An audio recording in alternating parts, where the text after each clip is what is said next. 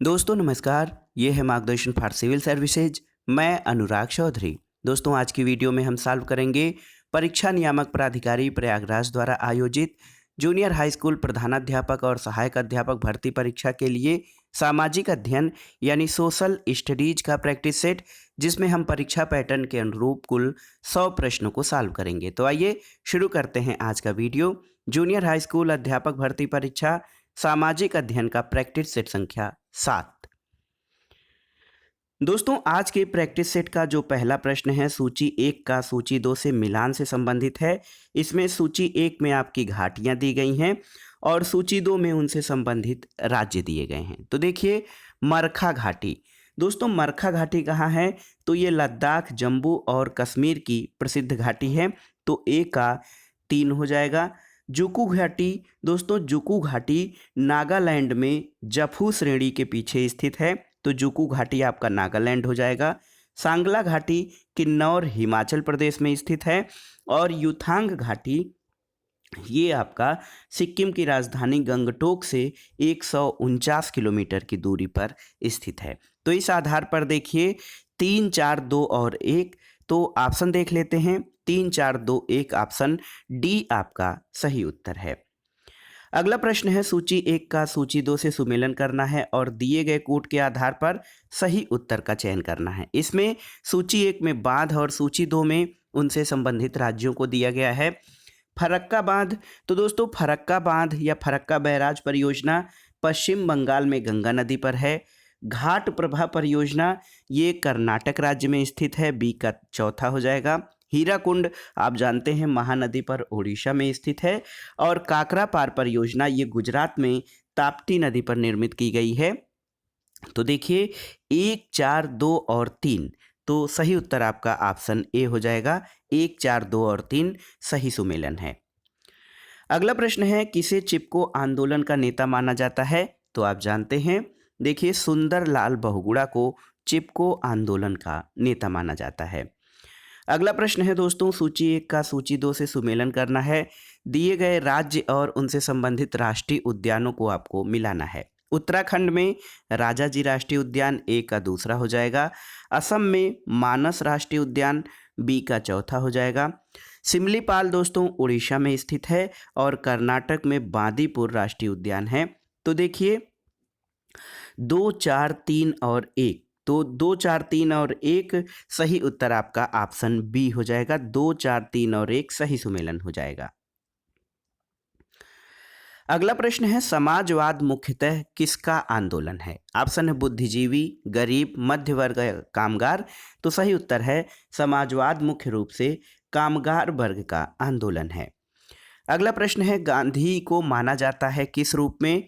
तो सही उत्तर है दोस्तों गांधी को दार्शनिक अराजकतावादी माना जाता है, क्योंकि वे राज्य विहीन लोकतंत्र को अपना आदर्श मानते थे।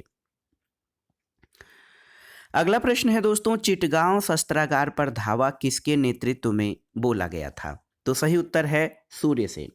दोस्तों 18 अप्रैल 1930 को सूर्यसेन के नेतृत्व में चिटगांव या तत्कालीन बंगाल के शस्त्रागार पर धावा बोला गया था और सूर्यसेन को प्यार से लोग मास्टर दा भी कहते हैं। तो दोस्तों चटगांव शस्त्रागार पर सूर्यसेन के नेतृत्व में धावा बोला गया था।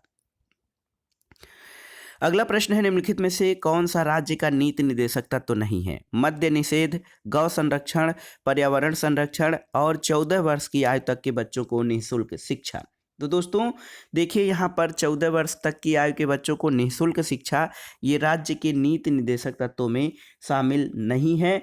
14 वर्ष की आयु तक के बच्चों के लिए निःशुल्क और अनिवार्य शिक्षा का उपबंध पहले अनुच्छेद 45 के तहत नीति निदेशक तत्व था, लेकिन 86वें संविधान संशोधन 2002 के बाद अनुच्छेद 21 के तहत इसको अब मौलिक अधिकार या मूल अधिकार की श्रेणी में लाया गया है। अगला प्रश्न है दोस्तों बंदी प्रत्यक्षीकरण या प्रत्यक्ष बंदीकरण अधिनियम के अंतर्गत एक व्यक्ति को बिना मुकदमा चलाए बंदी बनाया जा सकता है कितने समय के लिए? तो सही उत्तर है प्रत्यक्ष बंदीकरण के अंतर्गत एक व्यक्ति को बिना मुकदमा चलाए 3 माह के लिए बंदी बनाया जा सकता है। अगला प्रश्न है, कौन से गोलमेज सम्मेलन में महात्मा गांधी ने भाग लिया था? तो दोस्तों द्वितीय गोलमेज सम्मेलन में, एकमात्र द्वितीय गोलमेज सम्मेलन था जिसमें महात्मा गांधी ने कांग्रेस के प्रतिनिधि के तौर पर भाग लिया था। और सम्मेलन सांप्रदायिक समस्या पर विवाद के कारण पूरी तरह असफल रहा।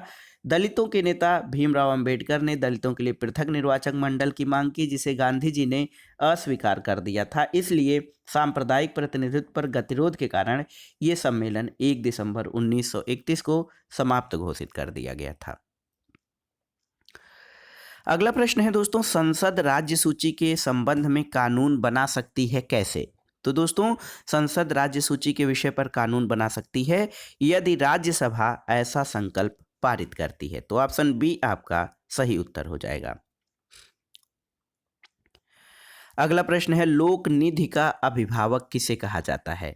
ऑप्शन है आपके राष्ट्रपति, नियंत्रक और महालेखा परीक्षक, संसद या मंत्रिपरिषद। तो सही उत्तर है दोस्तों लोक निधि का अभिभावक नियंत्रक और महालेखा परीक्षक, जिसको शॉर्ट में सीएजी कहा जाता है, इसको लोक नीति का अभिभावक कहा जाता है।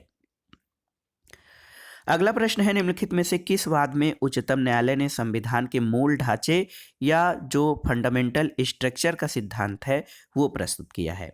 तो सही उत्तर है केशवानंद भारती बनाम केरल राज्य मामले 1973 में दोस्तों उच्चतम न्यायालय की 13 सदस्यीय संविधान पीठ ने संविधान के मूलभूत ढांचे का सिद्धांत प्रतिपादित किया है। अगला प्रश्न है, उत्तर प्रदेश की विधान परिषद में राज्यपाल द्वारा कितने सदस्यों को मनोनीत किया जाता है? तो कुल सदस्यों के 1/6 भाग को विधान परिषद में राज्यपाल द्वारा मनोनीत किया जाता है। अगला प्रश्न है, राष्ट्रपति शासन अधिकतम कितने समय के लिए लगाया जा सकता है? ऑप्शन है 1 वर्ष, 2 वर्ष, 6 माह या 3 वर्ष। तो सही उत्तर है दोस्तों संविधान संशोधन 356 के अधीन राष्ट्रपति शासन की उद्घोषणा प्रत्येक 6 माह पर पुनः संसद के दोनों सदनों द्वारा पारित होकर अधिकतम 3 वर्ष के लिए प्रवर्तन में रह सकती है, लेकिन इसके 1 वर्ष से आगे प्रवृत्त रहने के संबंध में कोई संकल्प संसद द्वारा तभी पारित किया जाएगा जब उस समय संपूर्ण भारत अथवा संपूर्ण राज्य में उसके किसी भाग में आपात की उद्घोषणा हो और निर्वाचन आयोग यह प्रमाणित करे कि उस राज्य में निर्वाचन कराना संभव नहीं है। तो कुल मिलाकर अधिकतम जो है ये 3 वर्ष तक के लिए राष्ट्रपति शासन लगाया जा सकता है। अगला प्रश्न है, निम्नलिखित राज्यों में किसमें पंचायती राज संस्था नहीं है? मिजोरम, मेघालय और नागालैंड राज्यों में पंचायती राज संस्था नहीं है। मिजोरम, मेघालय और नागालैंड। तो यहाँ पर ऑप्शन सी आपका सही उत्तर हो जाएगा। अगला प्रश्न देखते हैं दोस्तों, ये है प्रश्न संख्या 17। पंचायत समिति के सदस्य जो होते हैं वो किस तरह से निर्वाचित किए जाते हैं? तो सही उत्तर है पंचायत समिति के सदस्य प्रत्यक्ष रूप से जनता द्वारा निर्वाचित किए जाते हैं। ऑप्शन सी आपका सही उत्तर हो जाएगा। अगला प्रश्न है दोस्तों, भारतीय मानक समय की देशांतर रेखा 82.5 डिग्री पूर्वी देशांतर जो है ये किस नगर से होकर गुजरती है? तो सही उत्तर है ये इलाहाबाद के पास से, नैनी के पास से होकर गुजरती है 82.5 डिग्री देशांतर। अगला प्रश्न है, अंग्रेजों ने निम्नलिखित स्थानों पर जिस क्रम में अपने व्यापार केंद्र स्थापित किए गए थे उनका सही कालानुक्रम क्या है? तो देखिए सही कालानुक्रम है दोस्तों सूरत। देखिए यहाँ पे सबसे पहले सूरत में 1613 में, फिर मद्रास में 1639 में, फिर बम्बई में 1687 में और उसके बाद कलकत्ता में 1698 में। तो सही उत्तर ऑप्शन सी हो जाएगा। अंग्रेजों ने अपने व्यापारिक केंद्र इस क्रम में स्थापित किए थे। अगला प्रश्न देखते हैं। प्रश्न है दोस्तों, सिखों के अंतिम गुरु कौन थे? तो आप जानते हैं कि सिखों के 10 गुरु हुए हैं और इसमें अंतिम गुरु, सिखों के अंतिम गुरु गुरु गोविंद सिंह थे। ऑप्शन सी आपका सही उत्तर हो जाएगा। अगला प्रश्न है, निम्नलिखित में से कौन अक्साई चिन्ह का भाग है? काराकोरम श्रेणी, शिवालिक श्रेणी, कश्मीर घाटी या लद्दाख पहाड़? तो दोस्तों अक्साई चिन्ह की स्थिति भारत, चीन और पाकिस्तान की सीमाओं के सम्मिलन संधि स्थल पर है और इस भारतीय भूभाग पर 1962 के युद्ध में चीन ने कब्जा कर लिया था। तब से ये भारत चीन के मध्य सीमा विवाद का क्षेत्र है। लद्दाख पठार अक्साई चीन के क्षेत्र में स्थित है। तो सही उत्तर हो जाएगा ऑप्शन डी। अगला प्रश्न है, आपको बताना है निम्नलिखित में से कौन एक सुमेलित नहीं है। यहाँ पर नाथुला अरुणाचल प्रदेश, ये आपका सही सुमेलित नहीं है क्योंकि नाथुला सिक्किम में स्थित है। लिपु लेक उत्तराखंड में सही सुमेलित है। रोहतांग दर्रा हिमाचल प्रदेश सही सुमेलित है और पाल घाट केरल में है। तो देखिए ऑप्शन ए आपका सही सुमेलित नहीं है, अन्य ऑप्शन सही सुमेलित हैं। अगला प्रश्न दोस्तों, सूची 1 का सूची 2 से सुमेलन करना है। इसमें जनजाति और मूल राज्य को मिलाना है। देखिए थारू जनजाति उत्तर प्रदेश और उत्तराखंड में निवास करती है। भील जनजाति राजस्थान में, गद्दी तो ये हिमाचल प्रदेश में निवास करने वाली जनजाति है और मुंडा झारखंड में। तो इस आधार पर सही उत्तर आपका हो जाएगा ऑप्शन डी 4, 1, 2 और 3। अगला प्रश्न है, निम्नलिखित में से कौन सी ब्रह्मपुत्र की सहायक नदी है। दिबांग, कमेंग और लोहित। तो देखिए दोस्तों, देखिए राष्ट्रीय जल विज्ञान संस्थान रुड़की के अंतर्गत तीनों नदियों की सूचनाएं, जैसे दिबांग जो है अरुणाचल प्रदेश के लोअर दिबांग घाटी जिले में प्रवाहित होती है, ये ब्रह्मपुत्र की सहायक नदी है। और इसके अलावा कमेंग अरुणाचल प्रदेश के तवांग जिले में पूर्वी हिमालय से उद्गमित यह नदी अरुणाचल प्रदेश में कमेंग नाम से और असम में जिया भारेली नाम से बहती है। यह भी ब्रह्मपुत्र की सहायक नदी है। और लोहित, आप जानते हैं कि लोहित ब्रह्मपुत्र की सहायक नदी है और उग्र और अनियंत्रित यह नदी खून की नदी के नाम से जानी जाती है। तो ऑप्शन डी आपका सही उत्तर हो जाएगा। दिबांग, लोहित और कमेंग तीनों नदियां ब्रह्मपुत्र की सहायक हैं। अगला प्रश्न है दोस्तों, सूची 1 का सूची 2 से मिलान करना है और दिए गए कूट के आधार पर सही उत्तर का चयन करना है। खाद्य उत्पादन में वृद्धि हरित क्रांति से संबंधित है। दुग्ध उत्पादन श्वेत क्रांति, मत्स्य उत्पादन नीली क्रांति और उर्वरकों के क्षेत्र में जो आत्मनिर्भरता है भूरी क्रांति से संबंधित है। तो सही उत्तर आपका हो जाएगा ऑप्शन ए 1, 3, 2 और 4। अगला प्रश्न है दोस्तों, इवनिंग स्टार किसे कहा जाता है। तो देखिए शुक्र ग्रह को इवनिंग और मॉर्निंग स्टार दोनों के नाम से जानते हैं। अगला प्रश्न है, कौन सा एक जल डमरू मध्य अंतर्राष्ट्रीय तिथि रेखा के सर्वाधिक निकट है। मलक्का, बेरिंग, फ्लोरिडा या जिब्राल्टर। तो सही उत्तर है बेरिंग जल डमरू मध्य। दोस्तों प्रधान मध्याह्न रेखा यानी ग्रीनविच रेखा 0 डिग्री देशांतर पर स्थित है और इसके पूरब से अथवा पश्चिम से 180 डिग्री पर अंतर्राष्ट्रीय तिथि रेखा है। पूरब अथवा पश्चिम में 180 डिग्री के सर्वाधिक निकट का अंतर्राष्ट्रीय तिथि रेखा के दोस्तों सबसे निकट जो है ये बेरिंग जो है जल डमरू मध्य है। अगला प्रश्न है, निम्नलिखित में से किसे ओशिनिया के नाम से अभिहित देशों के भौगोलिक समूह में शामिल नहीं किया जाता है। आपको बताना है। ऑप्शन है आपके इंडोनेशिया, मेलानेशिया, माइक्रोनेशिया या ऑस्ट्रेलिया।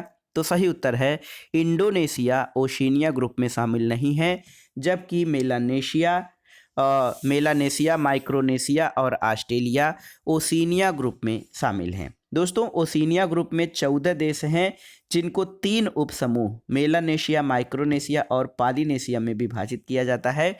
इंडोनेशिया इसमें शामिल नहीं है। अगला प्रश्न है, दक्षिण एशिया का सबसे बड़ा मरुस्थल कौन सा है। तो ये है थार मरुस्थल जो भारत और पाकिस्तान दोनों में विस्तृत है। इसको ग्रेट इंडियन डेजर्ट भी कहा जाता है। अगला प्रश्न है, निम्नलिखित में से किसका सुमेल नहीं है। देखिए फिजी की राजधानी सूबा है, ये आपका सही सुमेलित है। फिजी सूबा आपका सही सुमेलित है। फिनलैंड ओस्लो सही सुमेलित नहीं है, क्योंकि फिनलैंड दोस्तों आपको बताना है कि फिनलैंड जो है ये की राजधानी फिनलैंड की ओस्लो नहीं बल्कि हेलसिंकी है। गुयाना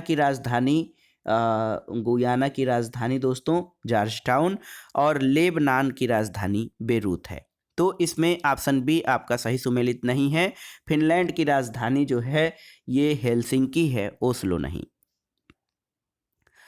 अगला प्रश्न है, जापान का विशालतम द्वीप कौन सा है। तो सही उत्तर है जापान मुख्यतः 4 द्वीपों होक्काइडो, होन्शु, शिकोकू और क्यूशी का समूह है और इसमें होन्शु द्वीप सबसे बड़ा है। तो याद रखिएगा जापान का सबसे बड़ा द्वीप होन्शु है।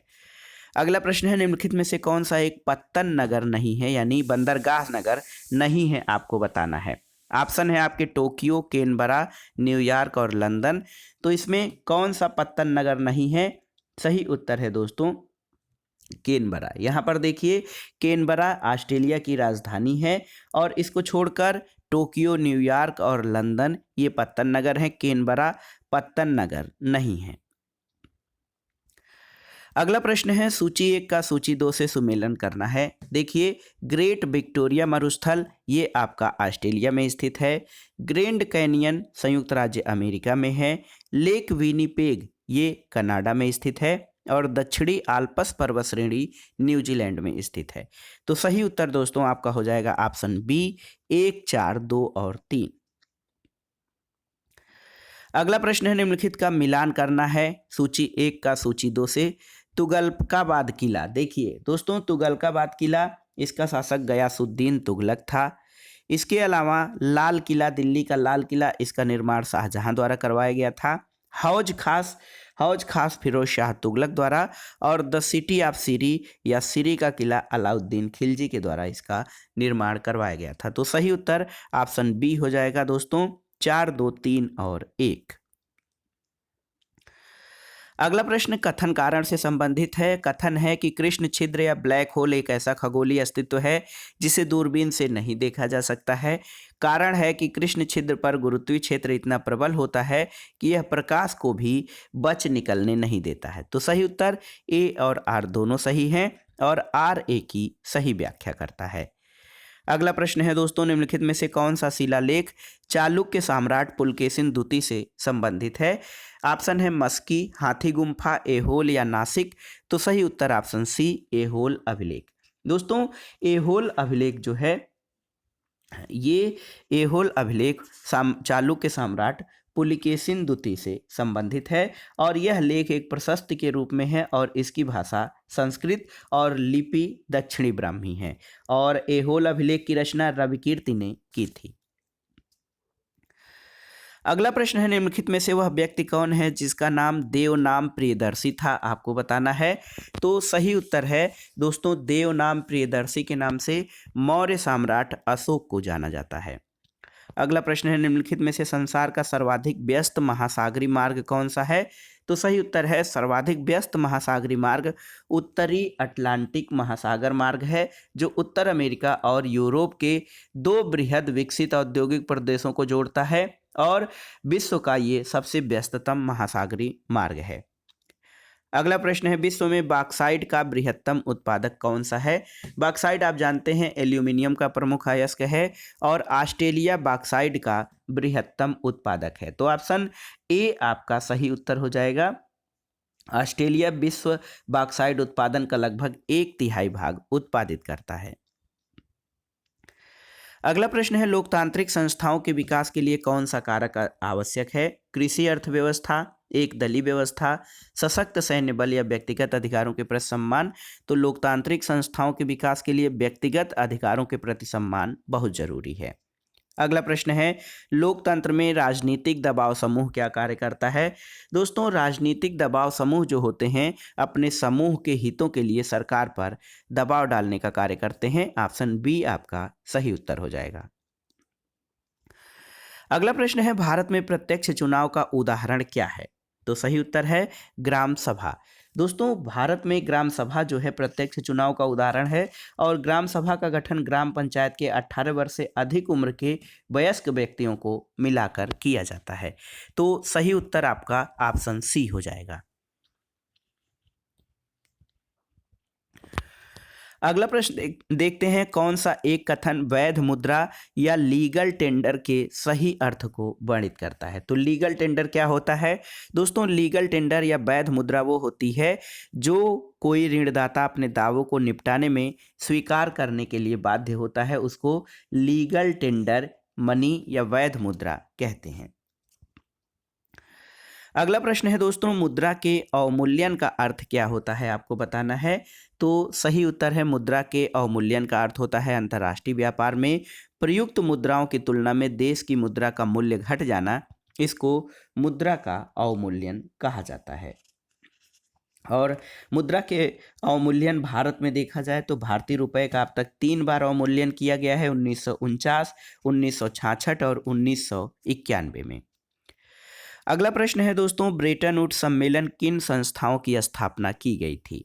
तो सही उत्तर है अंतर्राष्ट्रीय मुद्रा कोष और IBRD, यानी औपचारिक रूप से देखा जाए तो देखिए IMF और IBRD दोनों संस्थाओं को ब्रेटन वुड्स की जुड़वा संस्था कहा जाता है और ये वाशिंगटन में स्थित हैं, इसलिए इनको वाशिंगटन जुड़वा कहा जाता है। तो सही उत्तर हो जाएगा ऑप्शन 1 और 2, ब्रेटन वुड्स संस्थाएं कही जाती हैं।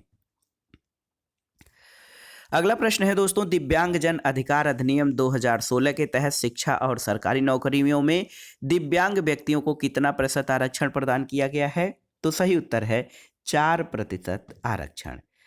अगला है कि वर्ष 2021 के लिए विश्व नागरिक सुरक्षा दिवस का विषय क्या है। तो बहुत ही महत्वपूर्ण है दोस्तों, 2021 के लिए विश्व नागरिक सुरक्षा दिवस का थीम है नागरिक सुरक्षा और हर घर में प्रथम उपचारक। नागरिक सुरक्षा और हर घर में प्रथम उपचारक विश्व नागरिक सुरक्षा दिवस का थीम है।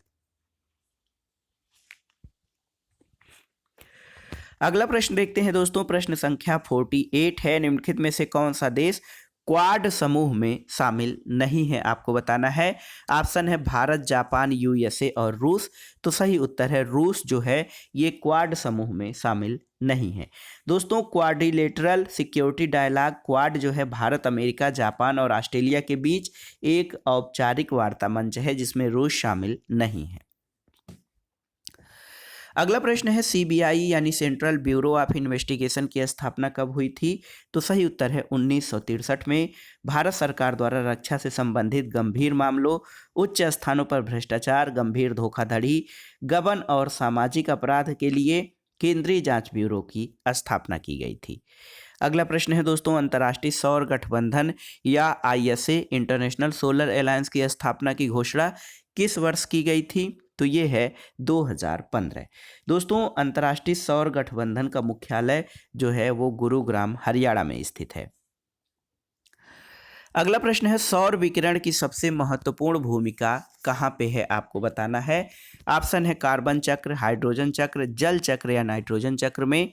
तो सही उत्तर है सौर विकिरण की सर्वाधिक महत्वपूर्ण भूमिका जल चक्र में है और सौर विकिरण ही जल चक्र को चालित करता है, जल का वाष्पीकरण करता है और सौर विकिरण द्वारा बर्फ का जल में द्रवीकरण होता है। तो इस प्रकार सौर विकिरण जल चक्र में सर्वाधिक महत्वपूर्ण है। अगला प्रश्न है, वातावरण में सर्वाधिक प्रतिशत कौन सा है। ऑक्सीजन, कार्बन डाइऑक्साइड, नाइट्रोजन या हाइड्रोजन। तो सही उत्तर है नाइट्रोजन जो लगभग 78% के आसपास है। उसके बाद दूसरे स्थान पर 21% ऑक्सीजन का आता है। अगला प्रश्न है दोस्तों, समाचारों में कभी कभी दिखने वाले एजेंडा 21 के संदर्भ में निम्नलिखित कथनों पर विचार कीजिए। यह धाड़ी विकास के लिए एक वैश्विक कार्य योजना है, सही है। और 2002 में जोहानसबर्ग में हुए धाड़ी विकास पर विश्व शिखर सम्मेलन में इसकी उत्पत्ति हुई है। तो ये सही नहीं है। ऑप्शन ए केवल एक सही है एजेंडा 21 के बारे में, क्योंकि एजेंडा 21 दोस्तों धाड़ी विकास के लिए ये ब्राज़ील की राजधानी रियो डी जेनेरियो 1992 में पर्यावरण और विकास सम्मेलन में इसको शामिल किया गया था। अगला प्रश्न है, पर्यावरण अनुकूल उपभोक्ता उत्पादों को चिन्हित करने के लिए सरकार ने क्या प्रारंभ किया है। तो सही उत्तर है इको मार्क। दोस्तों इको मार्क उन उत्पादों को लगाया जाता है जो पर्यावरण अनुकूल उत्पाद हैं। अगला प्रश्न है, जहां जीव रहता है उस सटीक जगह को क्या कहते हैं। तो जहां जीव रहता है दोस्तों उस सटीक जगह को जो है एक्चुअल लोकेशन, आवास या हैबिटेट कहा जाता है। तो ऑप्शन ए आपका सही उत्तर हो जाएगा। जहां जीव रहता है उसको आवास कहते हैं। और जब कोई पादप या जंतु समुदाय किसी बृहद भौगोलिक क्षेत्रफल निवास करता है तो उसे बायोम कहते हैं। अगला प्रश्न है दोस्तों, एक पारिस्थितिकी तंत्र में निम्नलिखित में से कौन प्राथमिक उपभोक्ता है? आपको बताना है चींटी, हिरण, लोमड़ी और बाघ, इसमें से प्राथमिक उपभोक्ता कौन है? तो देखिए दोस्तों, किसी खाद्य श्रृंखला में शाकाहारी प्राणी ही प्राथमिक उपभोक्ता की श्रेणी में आते हैं। दिए गए विकल्पों में हिरण शाकाहारी प्राणी है, आप जानते हैं, इसलिए ये प्राथमिक उपभोक्ता है। चींटी अपघटक है और प्राथमिक उपभोक्ता दोनों की श्रेणी में आती है। ये पौधों को खाकर सेलुलोज से ऊर्जा प्राप्त करती है। तो यहाँ पर ऑप्शन 1 और 2, ऑप्शन ए आपका सही हो जाएगा। चींटी और हिरण दोनों ही प्राथमिक उपभोक्ता हैं। मूल रूप से देखा जाए तो हिरण प्राथमिक उपभोक्ता है, लेकिन चींटी को दोस्तों अपघटक और प्राथमिक उपभोक्ता दोनों माना जाता है। अगला प्रश्न है, फूलों की घाटी या वैली ऑफ फ्लावर्स कहाँ पर स्थित है? तो सही उत्तर उत्तराखंड में। दोस्तों, फूलों की घाटी आपका उत्तराखंड में स्थित है, चमोली जिले में। अगला प्रश्न है, भारत में सबसे अधिक जैव विविधता संपन्न क्षेत्र कौन सा है? तो सही उत्तर है जैव विविधता संपन्न क्षेत्र भारत का अगर जो देखा जाए तो पश्चिमी घाट, पूर्वी हिमालय, ये दोनों क्षेत्र भारत के सर्वाधिक जैव विविधता क्षेत्र हैं। ऑप्शन सी पश्चिमी घाट आपका सही उत्तर हो जाएगा। अगला प्रश्न है दोस्तों, अम्ल वर्षा का कारण क्या है? तो सही उत्तर सल्फर डाइऑक्साइड और नाइट्रस ऑक्साइड, ये अम्ल वर्षा के प्रमुख कारक हैं। और आप जानते हैं कि जो सल्फर डाइऑक्साइड और नाइट्रस ऑक्साइड हैं, ये बादल और जल के साथ रासायनिक अभिक्रिया करके सल्फ्यूरिक अम्ल और नाइट्रिक अम्ल बनाते हैं, जिससे कि ये वर्षा जब जमीन पर पड़ती है तो इसे अम्ल वर्षा कहते हैं। अगला प्रश्न है, सन 2001 से 2011 की अवधि में उत्तर प्रदेश की दशकी जनसंख्या वृद्धि दर कितनी रही है? तो उत्तर है दोस्तों 2001 से 2011 के बीच उत्तर प्रदेश की दशकी जनसंख्या वृद्धि 20.09% रही है। तो आप इसको देख लीजिएगा। अगला प्रश्न है, उत्तर प्रदेश में सर्वाधिक जनजाति जनसंख्या वाला जनपद कौन सा है? तो सही उत्तर है दोस्तों उत्तर प्रदेश में सर्वाधिक जनजाति जनसंख्या वाला जनपद सोनभद्र है। तो देखिए सोनभद्र में सबसे अधिक जो है 3,85,018 की जनसंख्या है, जो कि संपूर्ण उत्तर प्रदेश का 20.7% जनजाति आबादी है। तो सोनभद्र में सबसे अधिक जनजाति जनसंख्या और जनजातियों की प्रतिशतता सबसे अधिक पाई जाती है। अगला प्रश्न है, 2011 की जनगणना के अनुसार उत्तर प्रदेश में कौन से जिले में जनसंख्या आकार के अवरोही क्रम में व्यवस्थित करिए? तो सबसे अधिक जनसंख्या इलाहाबाद की है, दूसरे स्थान पर गाजियाबाद, फिर आजमगढ़ और फिर चौथे स्थान पर लखनऊ आता है। तो देखिए पहले इलाहाबाद, मुरादाबाद, गाजियाबाद, आजमगढ़ और लखनऊ। तो यहाँ पर इलाहाबाद के बाद मुरादाबाद आता है, यहाँ पे नहीं है। तो इलाहाबाद, मुरादाबाद, गाजियाबाद, आजमगढ़ और लखनऊ। तो सही उत्तर आपका हो जाएगा ऑप्शन ए 1, 3, 2 और 4।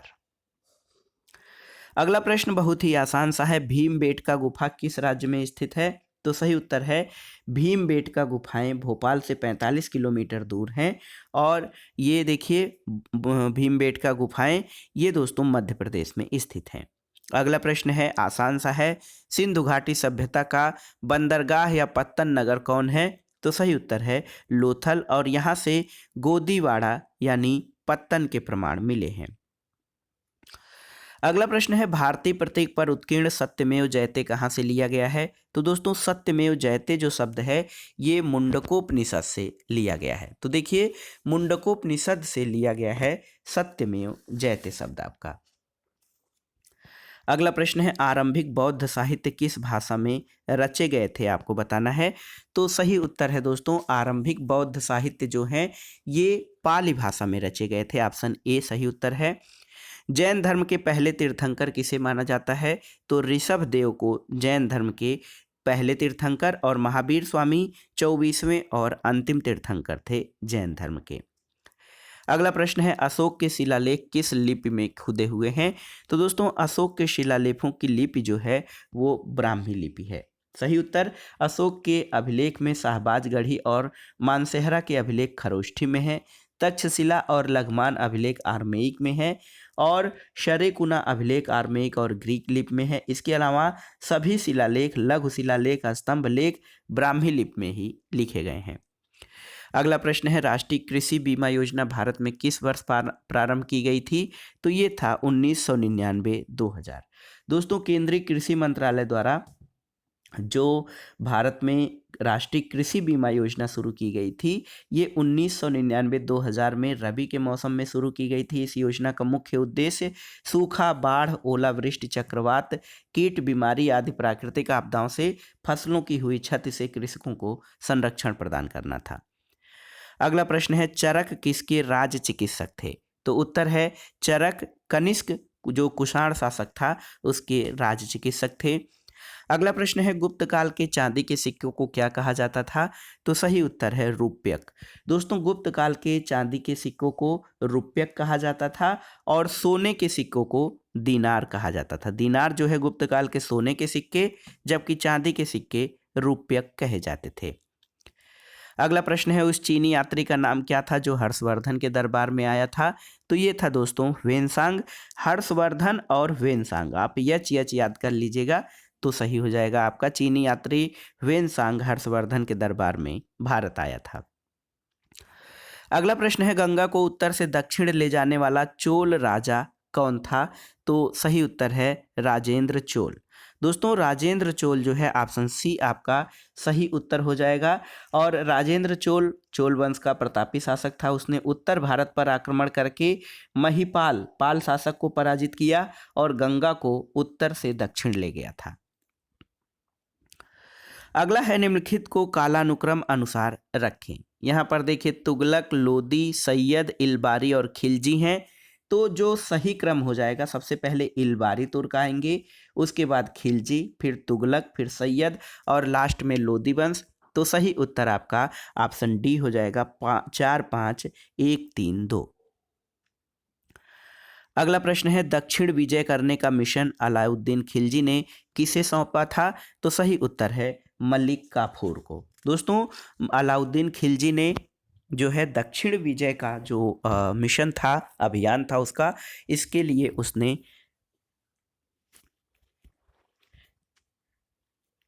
मलिक काफूर को सौंपा था।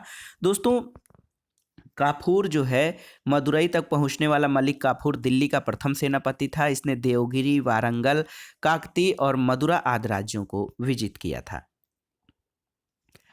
अगला प्रश्न है जनसंख्या 2001 के अनुसार उत्तर प्रदेश के निम्नलिखित 10 लाखी नगरों का क्रम क्या है? तो ये पुराना प्रश्न है, इसमें कानपुर, लखनऊ, आगरा और वाराणसी हैं। लेकिन 2011 के आंकड़ों के अनुसार कानपुर, लखनऊ, गाजियाबाद, आगरा, वाराणसी, मेरठ और इलाहाबाद ये दोस्तों केवल नगर निगम की जनसंख्या के आधार पर इन नगरों का अवरोही क्रम अगर जो देखें तो लखनऊ, कानपुर, गाजियाबाद, आगरा, मेरठ, वाराणसी और इलाहाबाद हैं। तो 2011 के आंकड़ों के अनुसार उत्तर प्रदेश के 10 लाखी नगर वाले जो हैं वो 7 नगर हैं, कानपुर, लखनऊ, गाजियाबाद, आगरा, वाराणसी, मेरठ और इलाहाबाद। अगला प्रश्न है दोस्तों लुहरी जल विद्युत परियोजना का संबंध किस राज्य से है?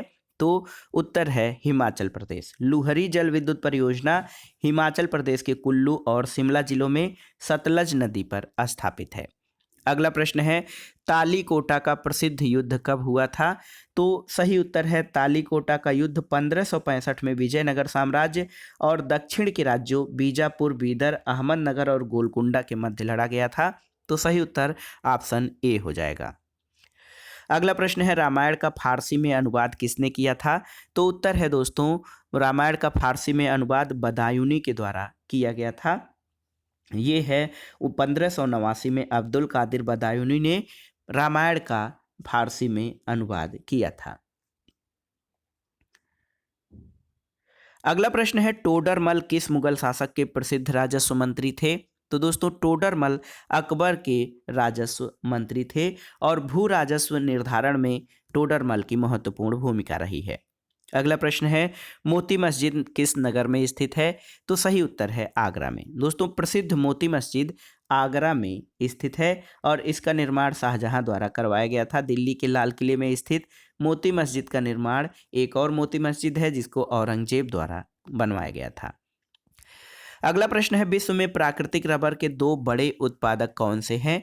तो दोस्तों ये हैं थाईलैंड और इंडोनेशिया। देखिए, थाईलैंड, इंडोनेशिया, वियतनाम और भारत, ये प्राकृतिक रबर के उत्पादकों का क्रम है और सबसे बड़ा उत्पादक इस समय थाईलैंड और इंडोनेशिया है।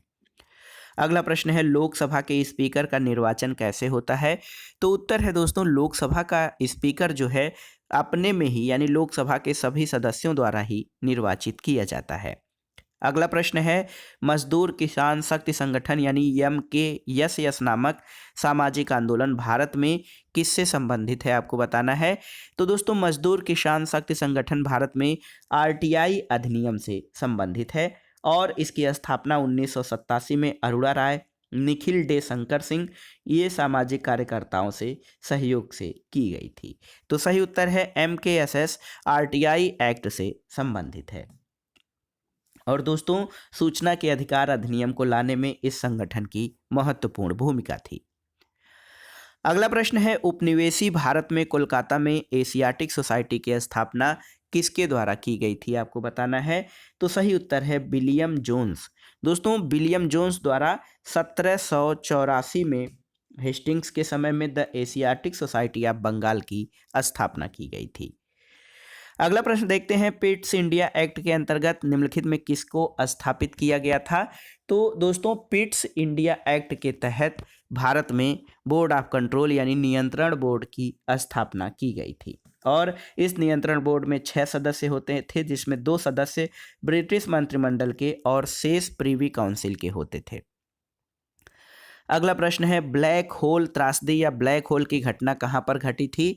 तो उत्तर है कलकत्ता में। दोस्तों 20 जून 1757, देखिए डेट याद रखिए, 20 जून 1757 को ब्लैक होल की घटना घटी थी और सिराजुद्दौला द्वारा फोर्ट विलियम पर अधिकार करने के बाद 446 अंग्रेज कैदियों को एक कमरे में बंद कर दिया गया था। 21 जून को प्रातः जब कमरा खोला गया तो केवल 21 लोग जिंदा थे, जिसमें अंग्रेज अधिकारी हालवेल भी शामिल था।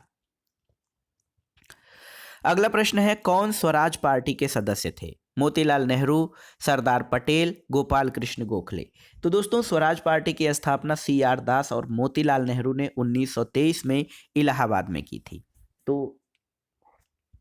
यहाँ पर देखिए केवल मोतीलाल नेहरू इसमें हो जाएंगे। ऑप्शन बी आपका सही उत्तर है, क्योंकि इसमें CR दास जो है इसमें नहीं है। अगला प्रश्न है दोस्तों, भारत का अपने पड़ोसी देशों के मध्य अंतर्राष्ट्रीय सीमा विस्तार का आरोही क्रम क्या है? तो ये है दोस्तों, सबसे बड़ा B बांग्लादेश, फिर C चीन, P पाकिस्तान और नेपाल, BCPN। तो पहले हो जाएगा नेपाल, पाकिस्तान, चीन और बांग्लादेश। ये आरोही क्रम है भारत का अपने पड़ोसी देशों के साथ सीमा। अगला प्रश्न है, राष्ट्रीय आपातकाल में लोकसभा की अवधि जो होती है वो क्या होता है, उसमें क्या बदलाव किया जाता है? तो दोस्तों राष्ट्रीय आपातकाल की समाप्ति तक बढ़ाई जा सकती है, लेकिन एक समय में केवल 1 वर्ष के लिए ही बढ़ाई जाती है। तो आपात घोषणा के प्रवर्तन में न रह जाने के बाद उसका विस्तार किसी भी दशा में 6 माह की अवधि से अधिक नहीं हो सकता है, लेकिन ये एक समय में केवल 1 वर्ष तक के लिए ही बढ़ाई जा सकती है। अगला प्रश्न है, निम्नलिखित को कालानुक्रम व्यवस्थित करिए। यहाँ पर देखिए दोस्तों, दांडी यात्रा, साइमन कमीशन और पूना समझौता है। साइमन कमीशन आपका 1927 का है। दांडी यात्रा ये दोस्तों 1930 का है और गांधी इरविन समझौता 1932 का। तो सही क्रम क्या हो जाएगा? सही क्रम हो जाएगा पहले 2, देखिए गांधी इरविन समझौता, पूना समझौता 1932 का और गांधी इरविन समझौता 1931 का है। तो सबसे पहले साइमन कमीशन, उसके बाद दांडी यात्रा, फिर दोस्तों उसके बाद आ जाएगा गांधी इरविन समझौता, फिर पूना समझौता। तो सही उत्तर आपका हो जाएगा ऑप्शन बी। अगला प्रश्न है, किस अधिनियम की महत्वपूर्ण विशेषता प्रांतीय स्वायत्तता थी? तो सही उत्तर 1935 के भारत शासन अधिनियम की महत्वपूर्ण विशेषता प्रांतीय स्वायत्तता थी। अगला प्रश्न है, कार्ल मार्क्स की पुस्तक दास कैपिटल कब प्रकाशित हुई थी? दोस्तों ये प्रश्न बहुत ही महत्वपूर्ण है। कार्ल मार्क्स की महत्वपूर्ण पुस्तक दास कैपिटल सबसे पहले 1867 में जो है प्रकाशित हुई थी।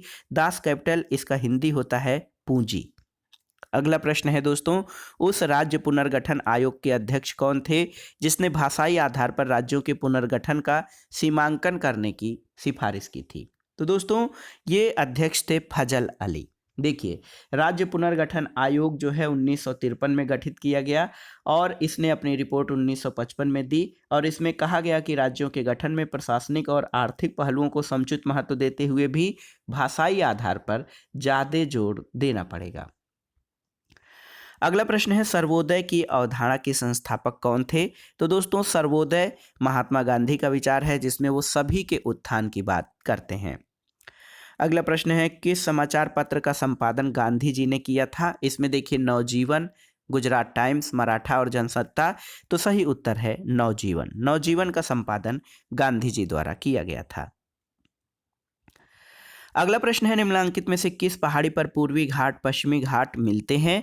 तो सही उत्तर है नीलगिरी पहाड़ियाँ। दोस्तों यहाँ पर देखिए, नीलगिरी पहाड़ी भारतीय प्रायद्वीप के पूर्वी घाट और पश्चिमी घाट के मिलन बिंदु पर स्थित है और नीलगिरी पहाड़ी को ब्लू माउंटेन भी कहा जाता है। इसकी सर्वाधिक ऊंची चोटी दोद्दा बेटा है। अगला प्रश्न है, निम्नलिखित युग्मों पर विचार कीजिए। पहाड़ियाँ और उनसे संबंधित क्षेत्रों का मिलान करना है। तो इसमें आपको बताना है कि कौन से सही युग्म हैं। तो कार्डामम पहाड़ियाँ दोस्तों ये तमिलनाडु के दक्षिण पश्चिम भाग में स्थित है और जबकि कोरोमंडल तक भारत की दक्षिणी पूर्वी सीमा पर है, तो ये सुमेलित नहीं है। कैमूर पहाड़ियाँ जो हैं ये मध्य प्रदेश से बिहार तक आपकी विस्तृत हैं, कोकण तट पर नहीं है। महादेव पहाड़ियाँ दोस्तों मध्य भारत में है। महादेव पहाड़ियाँ जो हैं ये मध्य भारत में मध्य प्रदेश और मिकिर पहाड़ियाँ पूर्वोत्तर भारत में हैं। तो ऑप्शन 3 और 4 आपका सही सुमेलित है, 1 2 नहीं। तो सही उत्तर हो जाएगा ऑप्शन सी। अगला प्रश्न है, भारत का मैरीटाइम विरासत संग्रहालय कहाँ पर स्थापित किया जा रहा है? तो देखिए बहुत ही महत्वपूर्ण है, ये करंट अफेयर्स का प्रश्न है। भारत सरकार द्वारा गुजरात के हड़प्पी स्थल लोथल में देश का प्रथम सामुद्रिक विरासत संग्रहालय, जिसको मैरीटाइम विरासत संग्रहालय कहा जा रहा है, ये स्थापित किया जा रहा है। इसका निर्माण पुर्तगाली सामुद्रिक विरासत संग्रहालय के सहयोग से किया जा रहा है। तो लोथल जो हड़प्पा कालीन बंदरगाह नगर था, वहां पर भारत का प्रथम मैरीटाइम विरासत संग्रहालय स्थापित किया जा रहा है।